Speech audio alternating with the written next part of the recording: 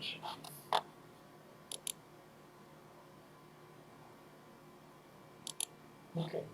Okay, all right. Well, hi everyone, and thanks for tuning in if you're tuning in now, or if you're watching this later because you live on the other side of the world. Thanks again also for doing that. Yeah, so I'm Lira Palmer. I'm doing a PhD with the John Innes Center and also with the Max-Planck Institute for Chemical Ecology, and I'm here today to talk about my two favorite things in plants, which are genetics and how we can use genetics to understand the biochemistry of plants and how they interact with the world. So, with that being said, I need to move my cursor a little bit. There we go. So with that being said, let's talk about it. So, if you were on a long car trip and the scenery was just this field of potatoes like you see here, you probably would be incredibly bored. So, however, you may not realize this, but plants are fascinating, even this field of potatoes. So in this talk, I'm going to introduce to you my two favorite things about plants, their genetics and their biochemistry.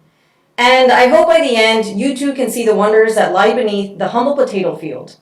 So let's first talk about genetics. Briefly, to talk about plant genetic engineering, I'll first look at why it is possible to engineer plant genomes, and then how we are able to do so.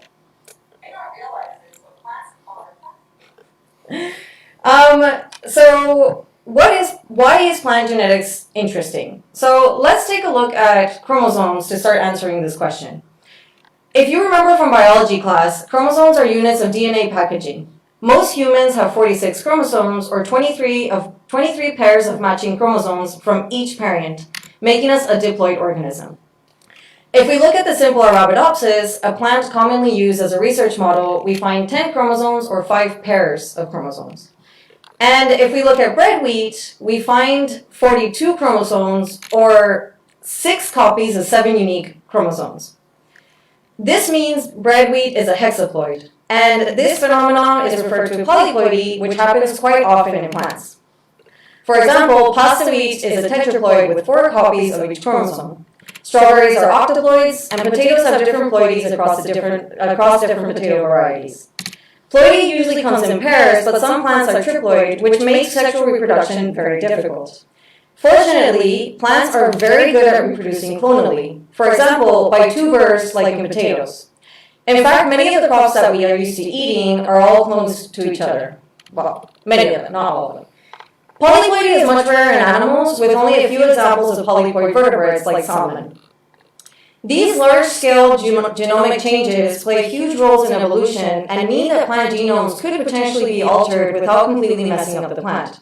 And also, just for funsies, here's a fern that has 1,200 chromosomes, which is unreasonable. Like, nobody knows why it has so many chromosomes, but it has them. Anyway, so continuing on, talking more a little bit about small-scale genetic anomalies. In another striking example of genetic flexibility, some plant genomes contain parasitic DNA referred to as transposon genes or jumping genes, as you see in this little cartoon here. As they can move around the genome, these may be remnants of old viral DNA that have become a permanent resident of the genome. Because these genes can jump around, this can lead to a disruption of certain genes, like those responsible for color, turning them off. This creates striking variegated patterns like the ones that we see here. And also, fun fact, this type of tulip played a major role in the massive economic crash in the Netherlands back in the 1700s, considered one of the first economic bubble bursts. We owe this amazing discovery, in my opinion, to Barbara McClintock, who researched these genes in the 40s. And although this phenomenon isn't specific to plants, plant genomes seem to have a higher percentage of transposable elements in their genomes. For example, the corn genome is estimated to be 90% transposable elements. So the prevalence of polyploidy and DNA, such as these jumping genes in plants, are examples for how resilient a plant genome is to large and small scale changes. So now that we know that plants can be a good host to genetic engineering, how can we make that possible? This comes thanks to a plant-infecting bacteria. So you may have seen trees like this before. This tumor-like ball of growth is actually due to a disease called crown gall disease. Back in the... we have some echo. I don't see technical issues, my friends. Why should we have an echo? Can I just tune this down? Say something? Hello. Okay, maybe we go from here. Real time problem solving. Yeah. Okay. Anyway, crown gall disease. Why do we care about this? So back in the late 19th century, when bacteriology was changing how we understood human diseases, Erwin Smith was looking into plant diseases. And over a period of 20 years, he showed that crown gall disease was caused by a bacterium, later known as Agrobacterium tumefaciens. And he got a lot of crap for this. He got a lot of pushback because bacteriology was not even accepted for human diseases, much less for plant diseases. But his careful bacterial methodology proved his hypothesis. Decades later, Philip White and Armin Brown showed that although the bacteria was necessary to induce tumors, when killed off at high heat, only the tumor cells remain and propagated in the plant, possibly due to the bacteria transferring some key element to the plant. Amongst their hypotheses, they speculated that this may be due to DNA being transferred from the bacteria to the plant. And keep in mind, DNA was not very well understood at this point. Later on, in the 60s and 70s, several teams continued the search for the tumor-causing agent. By this time, agrobacteria was used often to induce tumors in different plant tissue. Researchers compared the DNA in bacteria and in tumor plants and not only found that indeed agrobacteria DNA was responsible for tumor induction, but only a specific segment of DNA responsible. And they called this the tumor-inducing DNA or TI-DNA. And this meant that if we swapped the tumor-inducing code for another type of code, we could change the effect on the plant. And of course, this sparked a race to make the first transgenic plant. After several attempts, Montagu and Shell jointly, and later Chilton, each produced a transgenic relative of tobacco expressing genes from a different organism. And this was huge, of course. It meant that a new era of biotechnology had arrived. But of course, the story was about to get more complicated. At this point, you might be asking, what about the petunias? Well, I'll tell you about the petunias.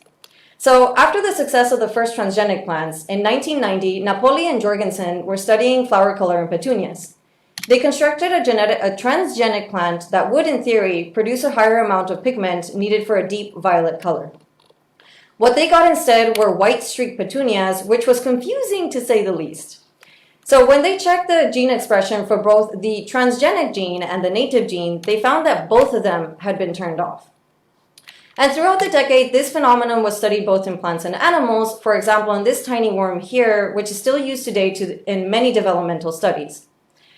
Scientists uncovered what was essentially a system of defense against transgenic invasion. And because it was the 90s, members of this defense system got cool names like Risk Complex and Dicer and Argonaut. And essentially, these are all protein systems that detect errant RNA strands and silence any suspicious gene associated with them, effectively defending against the type of attack that agrobacteria and certain viruses can induce. And understanding this defense system in both plants and animals has given us more tools to study how these organisms function. So, over the last century, various new techniques at the micro and macro level have been developed, and as our understanding of genetics and genetic engineering advances, so too has our understanding of how plants grow, function, and communicate with the world. And so, speaking of communication, we've now explored the unique and exciting genetics of plants, at least in my perspective, exciting. But now it's time to delve into my other favorite topic, the complex world of plant biochemistry. So let's tackle this first by answering why plants are very good chemists, or why is their biochemistry so complex, and how does this chemistry relate to us? So first, let's have a little thought experiment. As an animal, we have a lot of freedom in how we interact with the world. So for example, this gazelle is out in the savannah just having a nice time, just chilling, and then bam, a lion appears. So the gazelle does what it does best and escapes the lion before getting eaten.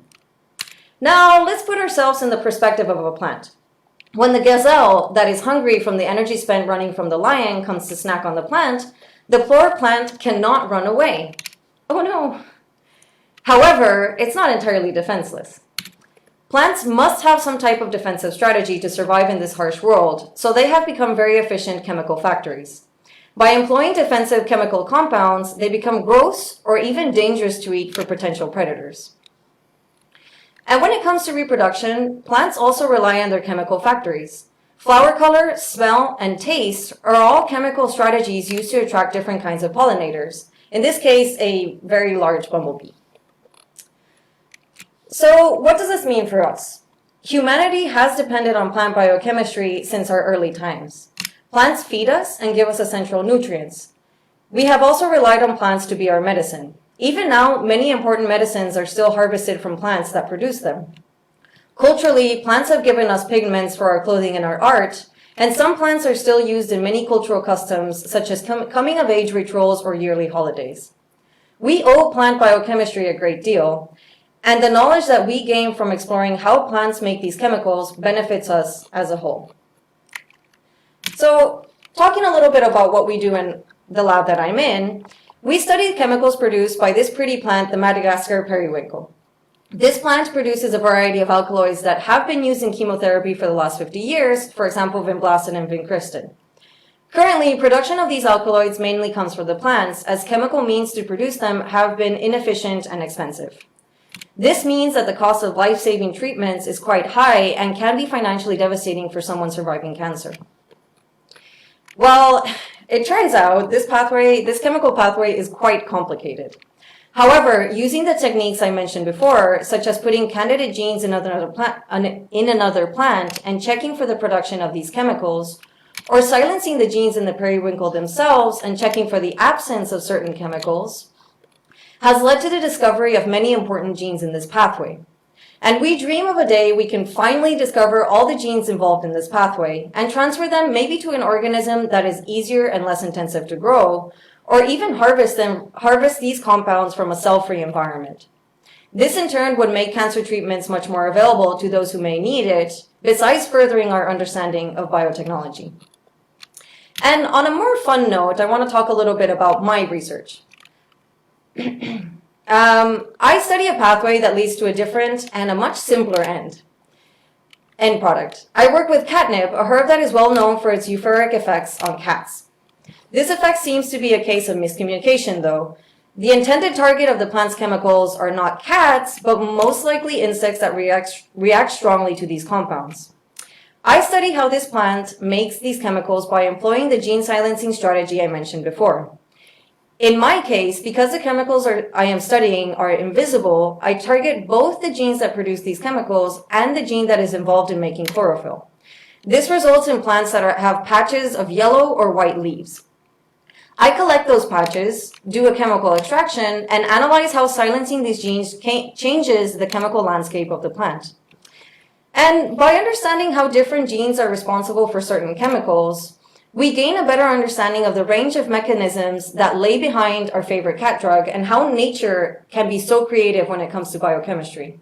And as well, given their interactions with insect pests, these pathways could maybe in the future be employed in making more environmentally friendly crops. So, what does the future hold for us? Or actually, what does the now hold for us? By studying plant genomes and biochemistry, we come closer to potentially living in a more bio-based and sustainable economy, for example, in this picture that you see here. One research paper I read recently analyzed the economics of producing chemicals of medical and industrial importance in plants that can also be used to be then harvested for green fuel. Many research teams, both in the academic and private sectors, are using plants as vaccine factories. And of course, hundreds of scientists are working to make crop production more efficient for our changing climate. Last year, a team of researchers published their work on producing cannabinoids from marijuana into baker's yeast, potentially making health, or recreational, related compounds easier to produce. However, maybe I'm getting a little bit ahead of myself. While there are many success stories, there are also plenty of unfinished stories. I quite like the story of the blue rose, where two companies, Florigene from Australia and Suntory from Japan, collaborated to make a genetically engineered blue rose, a long-standing symbol of rarity and impossibility. Why did they do this? Well, purely for the aesthetic, of course, but also because they could probably sell a whole bunch of roses and get a whole bunch of money. They created the rose they set out to create this rose by using the gene silencing technology along with using transgenes that make the blue pigment delphinidine.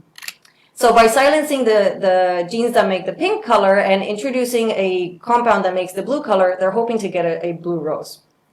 However, the resulting rose isn't very blue. This is due to an incomplete silencing of the native genes, as well as a difference in cellular environment, which changes the color of delphinidine based on the pH. I think there's something poetic about trying to create a symbol of impossibility and failing to do so. But what this story illustrates is that there are still many things that we must come to understand about plant biotechnology, which is good for me because it keeps me curious and employed. And so with that, I just want to thank, of course, the John Innes Center and the Max-Planck Institute for Chemical Ecology. I also want to thank the MIN Genome Project, of which I am a part of, and which makes the research on catnip possible. And of course, my lab and my department, along with Linus, Karen, and Angela for making this series possible. And while I was researching for this video, I came across this quote by Barbara McClintock, which I just thought was very sweet and wholesome, where she says, "It might seem unfair to reward a person for having so much pleasure over the years, asking the maize plant to solve specific problems and then watching its responses." And by the way, she won the Nobel Prize in Physiology back in 1983. So, well, with that, thank you. And I'll take any questions that might come. So, So far, no questions. Then that's fine.